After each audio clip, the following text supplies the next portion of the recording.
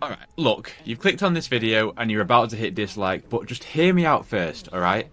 Bungie absolutely deserve the shit that they got for the layoffs. For the gross microtransactions of the starter pack, for the complex system of getting all the content to actually experience this game. In fact, let me clarify first.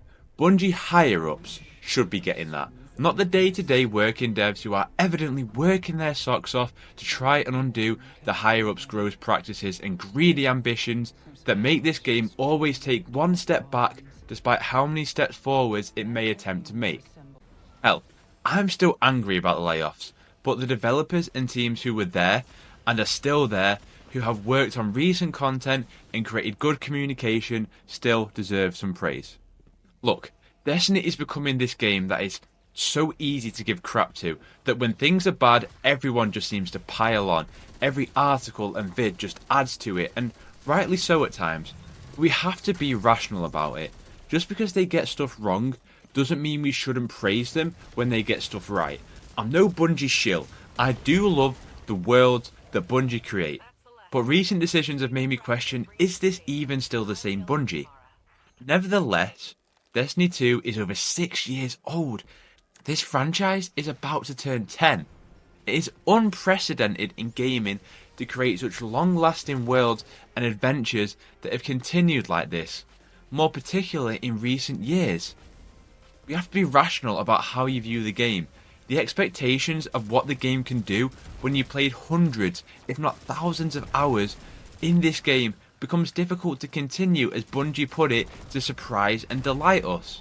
So, whilst Bungie can do more, I feel they deserve flowers for recent things. You play a God of War, or a Spider-Man, or a Starfield, for the amount of time that you play Destiny 2, go and ask them developers how difficult that would be to keep surprising and delighting. The fact that they can still do these things is nothing short of genius and miracle, honestly, I really do believe that. So, let's get to it. I want to start with the seasonal activities. Between Season of the Witch, with their card building deck system that added gameplay modifiers, the secrets in Savathûn Spire, the 3-tiered system of Altars of Summoning, they were all really good activities. But this season, Season of the Wish has had an activity which does actually feel like it was 23 seasons in the making. The Coil feels like a culmination of everything that Bungie has learned about seasonal activities so far. Scaling difficulty, the fact that it's now 3-man activities that have always been the best ones, enemy density, encounters getting more challenging as they go, the puzzles and the platform sections alongside the normal encounters, alongside boss fights, and of course, a shit ton of loot. But only 1 week in, so of course the novelty is still there as it is with every season, but it is new, it's fresh, it's exciting.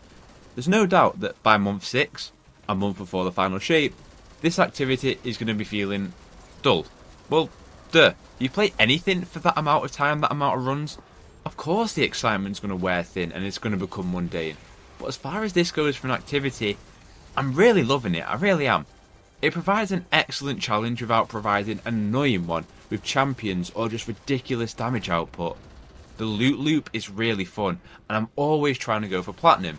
As expected in week 1, whilst everyone gets to grip with it, matchmaking with those who don't really know what they're doing can be annoying and a bit of a problem, which is why it's excellent it scales based on fireteam numbers, so if you want to go it alone, you can do. If you achieve platinum, the 40 or so minutes you spent doing it, they feel worthwhile, with red borders, ascendant shards and alloys and even nightfall ciphers. Sick! We've still got new pathways to explore and encounters to experience, so I expect this activity to get even better before it starts to get worse. But to the team who designed this, who've really listened to feedback on what works in these activities, great job. It's fantastic. As for the rest of the season, look, I'm a little disappointed by how one-note the story presentation is on week 1 yet again, in terms of mission, 2 people talking, activity, radio message, alright, we'll see you next week to collect another egg. We'll have to see if that does change at all, but please, please, please, don't be collect 1 egg a week. Season of the Witch did a great job of mixing things up week to week, and threw up something different on occasions in terms of how you thought things were going to go. I hope it's more of the same here. Anyway, another thing that's really blown me away is this season's dungeon, which I still feel should be in the season pass. Come on, man, streamline this stuff. It's absolutely incredible on multiple fronts. First of all, the setting. The wintry castle, quite literally taking the word dungeon to another level at times. It does a brilliant job of exploring the theme of a castle. I don't know if they're taking a little inspiration from Dark Souls in terms of like boss names and little features, the way you go down a corridor, and Abomination's just going to be sat waiting for you. It feels straight out of a Souls game. I can't lie, I'm getting PTSD here. The score is absolutely sensational. Every boss encounter was brought up a level by the music and just playing, and it made it feel epic. Particularly the final boss, it really encapsulated the theme of the dungeon, and it just felt better in scale and grandeur and stakes. It was fantastic. I'll be honest, I think the loot's a bit of a stinker, which is a shame, because once I've got a good roll on that sidearm and obtain that sweet looking exotic, the replay value is not there as much. But in terms of mechanics, I always explain dungeons to people who don't play Destiny or are light on Destiny as mini raids. I think this dungeon really sells that concept as being as close to a mini raid as possible. The mechanics were sweet, the secret chests are fun, the score was up to par. I think that's a statement in itself though. In year 7 of a game, we're still getting dungeons that raise the level even further and surpass or at the very least match expectations. This dungeon also seems interesting that once you finished it, there seems to be multiple layers in terms of discoverability in both mechanics and lore to be digested from it. Definitely excited to learn more about it in the coming days and weeks. Now look, this next section, you're going to be like, what is wrong with you, man? Seriously, what is wrong with this guy? So, the starter pack was rightly shit on, and then some. But if you want players to keep investing in cosmetics, this season's how you do it. You have to realise that store stuff is required to keep this game floating. I mean, they missed their revenue target even with all their microtransactions by 45%. But this season's Eververse stuff is all really good. Between the Witcher's armour, the ships, the emotes, and then just pure season stuff like that Root of Nightmares looking thorn ornament. Come on, that looks good. Just in time for the catalyst. You know, you got me, Bungie, you got me. Anyway, I'm not like, hey, great job, Bungie, for making your community spend more money. But if you're going to make cosmetics, make them worthwhile, make them unique, and make sure that some of them do eventually roll around for Bright Dust. Like it or not, a live service game simply has to have these purchases. In fact, it's a fact. Destiny absolutely burns through cash to produce the content cadence that they do. If the game is to thrive, yet alone survive, they are necessary.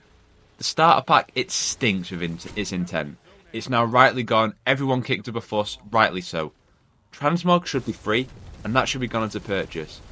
I'd personally love for them to pack more free stuff into seasonal events like the Dawning, but like, again, if you're going to charge extra microtransactions, let's keep up this level of quality and make sure that a good volume of them reach the Bright Dust store.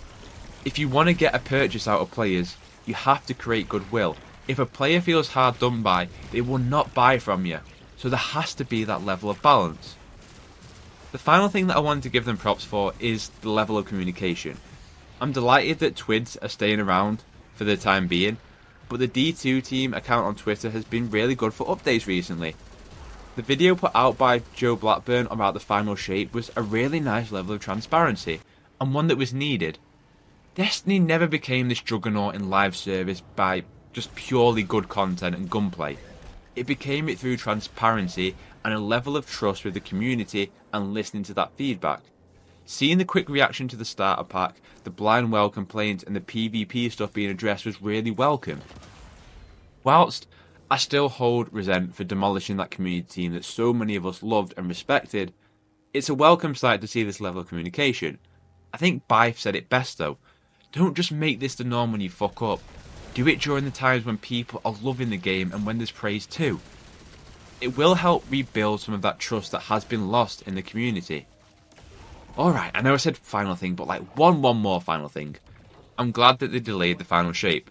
This will no doubt have been a really tough decision, especially after missing the 45% revenue mark. But this is the culmination of a 10-year story. It has to hit. Regardless of whether many may drop off after, they deserve respect for not solely chasing the large cast injection that the final shape will provide, but to make sure that it hits the quality mark, and it does deserve that level of respect. My hope is that those extra months, it doesn't mean any crunch or tough working conditions that for those that are already giving absolutely everything for the game on a day-to-day basis. So I wish those doing that work all the best, and I'm excited to keep playing this season and see everything that it leads to. So look, if you've watched this, not hit the dislike button, and actually heard me out, I thank you. If you actually enjoyed the vid, it would help me out massively at a time when it feels like every article and video about the game is a pool of negativity. Tell me in the comments what's one thing that you're loving about the game right now. Let's discuss a best of. If you're looking for more Destiny content coming up to the final shape and maybe beyond, hit that subscribe button. Have a terrific day, and I'll catch you in the next one.